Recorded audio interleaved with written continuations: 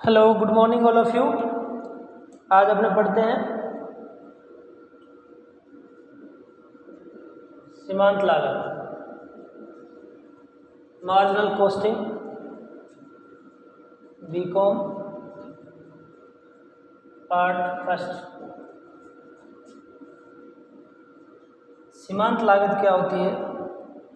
लागत लेखांकन के संदर्भ में जब अपन बात करते हैं तो किसी संस्थान द्वारा अपनी उत्पादित इकाइयों में जो अतिरिक्त इकाइयों का उत्पादन किया जाता है तो उन अतिरिक्त इकाइयों के उत्पादन की जो अतिरिक्त लागत है उसका विश्लेषण करना सीमांत लागत विश्लेषण कहलाता है या मार्जिनल कॉस्ट एनालिसिस कहते हैं। जैसे मान लेते हैं किसी संस्थान की पहले 1000 यूनिट्स का क्या है प्रोडक्शन करती थी कोई संस्थान, उसने बढ़ा करके क्या है 1050 यूनिट का प्रोडक्शन किया। तो ये 50 जो यूनिट है वो एक्स्ट्रा प्रोडक्शन जो किया गया है इसकी जो कॉस्ट है उसको क्या कहेंगे? Marginal cost.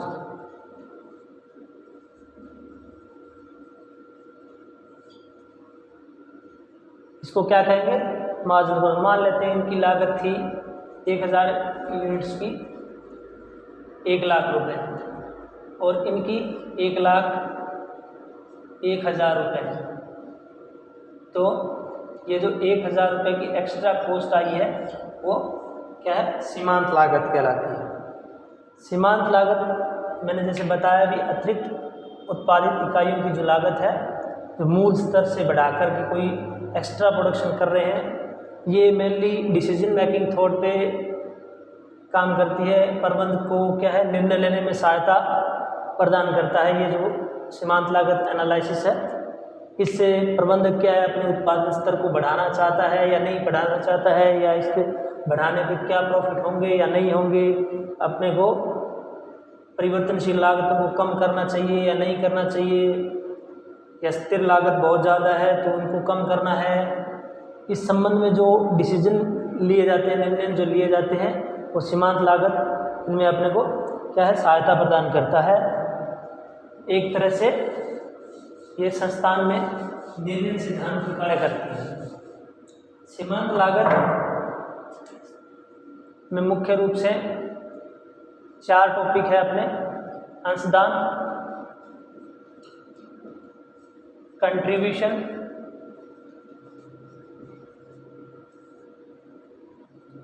ये क्या है विक्रय मूल्य और परिवर्तनशील लागतों का जो अंतर होता है, सेल्स माइनस वेरिएबल कॉस्ट को यदि विक्रय में से वेरिएबल कॉस्ट को अपने लेस कर देते हैं तो क्या प्राप्त होता है अपने को? कंट्रीब्यूशन। और दूसरे संदर्भ में अपने देखें तो कंट्रीब्यूशन एक समीकरण के रूप में तो फिक्स कॉस्ट प्लस प्रॉफिट क्या है आपका? कंट्रीब्यूशन कहलाता है। फिक्स कॉस्ट प्लस प्रॉफिट मतलब सेल्स में से परिवर्तनशील लागतों को यदि अपने कम कर दे तो ये क्या है? कंट्रीब्यूशन प्राप्त होगा। इसमें से अपने फिक्स कॉस्ट को लेस कर दे तो अपने को शुद्ध लाभ प्राप्त होगा। तो ये क्या है? संस्थान की परिवर्तनशील लागतों पर विक्रय का जो आधिक्य है वो क्या है? कंट्रीब्यूशन कहलाता है।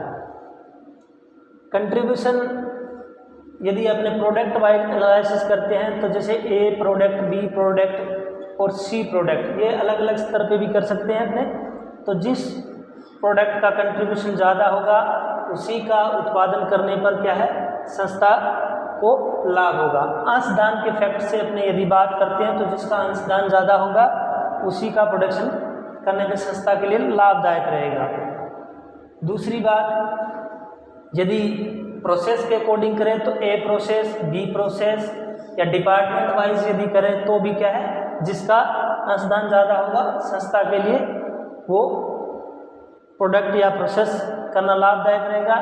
तो माना कि ये जैसे अपने को मेनली निर्णय सिद्धांत पे कार्य करता है तो किस संस्थान या किस प्रोडक्ट का या किस प्रोसेस को अपने को जारी रखना है, किस प्रोसेस को बंद करना है या किस प्रोसेस को अपने रिफॉर्म करना है, उसमें सुधार करना है, तो ये बातें कंट्रीब्यूशन पर निर्भर करती है। दूसरा, लाभ मात्रा अनुपात, इसको अपने PV ratio, profit volume ratio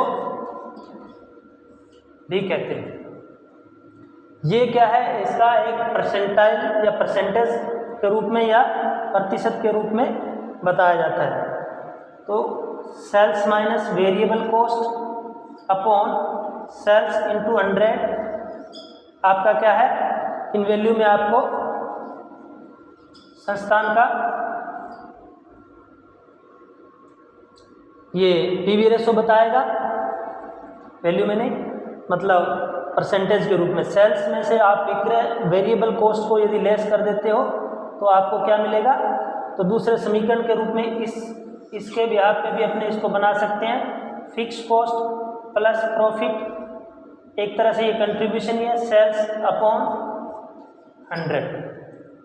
दूसरा और तीसरा formula contribution upon sales into 100, मतलब आपको इनमें से कोई भी एक आइटम दी गई है तो आपको उसको कैलकुलेट कर सकते हो। सेल्स माइनस वेरिएबल कॉस्ट भी क्या है, कंट्रीब्यूशन कहलाता है, फिक्स कॉस्ट प्लस प्रॉफिट भी क्या है, कंट्रीब्यूशन है, और यदि कंट्रीब्यूशन आपको दिया गया है तो इस हिसाब से भी आप पीवी रेशो ज्ञात कर सकते हो।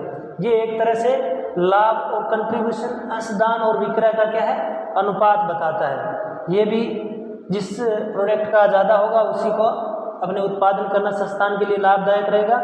तीसरा आपका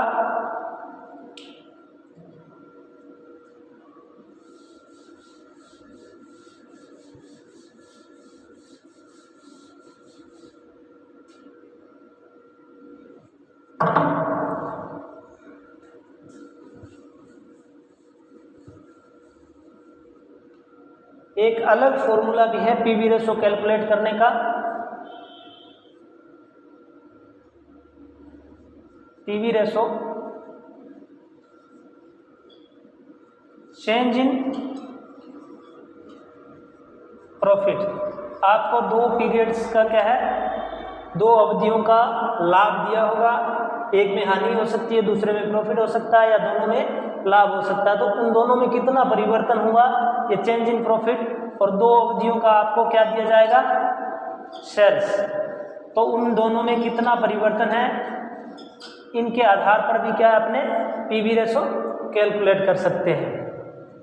मेनली ये सारा कुछ डिपेंड करता है sales minus variable cost plus fix cost plus profit, ये आपस में बराबर होता है।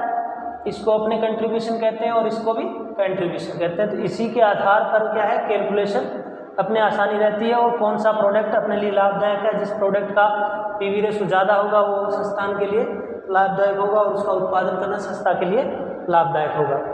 यदि अपने को चेंज इन प्रॉफिट इस तरीके से दिया गया है, दो अवधियों का पीरियड, फर्स्ट 6 मंथ का प्रॉफिट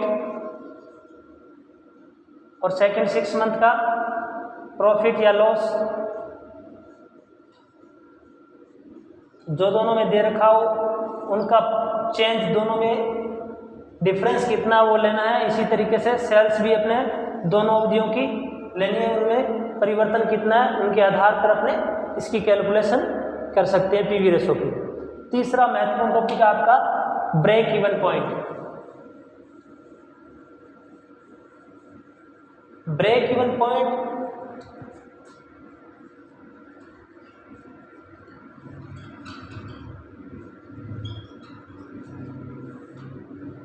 सम विच्छेद बिंदु,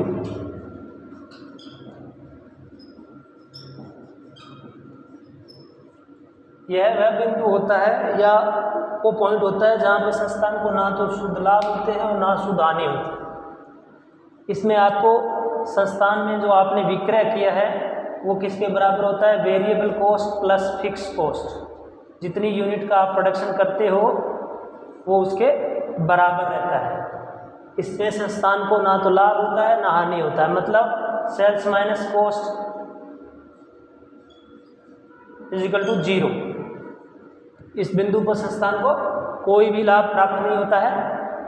इस बिंदु ये प्रत्येक संस्थान को या संस्था को पता होना चाहिए कि अपना ब्रेक इवन पॉइंट क्या है, उस ब्रेक इवन पॉइंट से अपनी सेल्स कितनी ज़्यादा है। जितनी ज़्यादा सेल्स होगी उतना ही क्या है संस्थान को लाभ होगा, और वो क्या आ जाएगा, मार्जिनल सेफ्टी का एरिया आ जाएगा।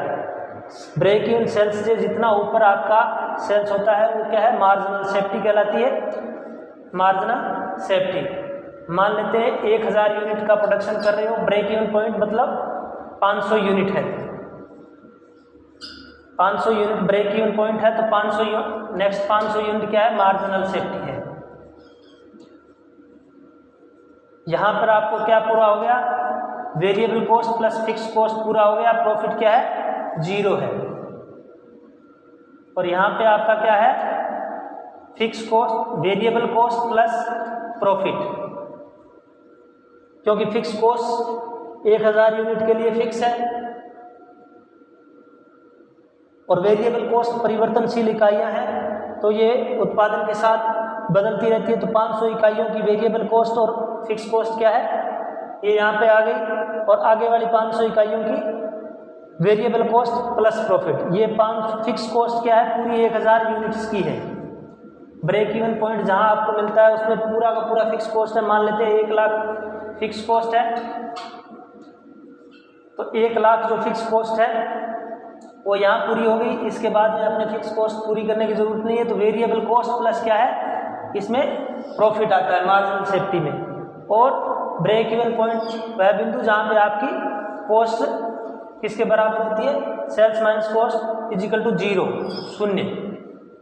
तो ये संस्थान को यदि मालूम होता है तो संस्थान क्या है, कोई भी संस्था इस बिंदु से अपना उत्पादन क्या है, अधिक रखने की कोशिश करेगी। इससे नीचे यदि आ जाता है तो संस्थान को लॉस होता है। तो ब्रेक इवन पॉइंट कैसे कैलकुलेट करते हैं अपने,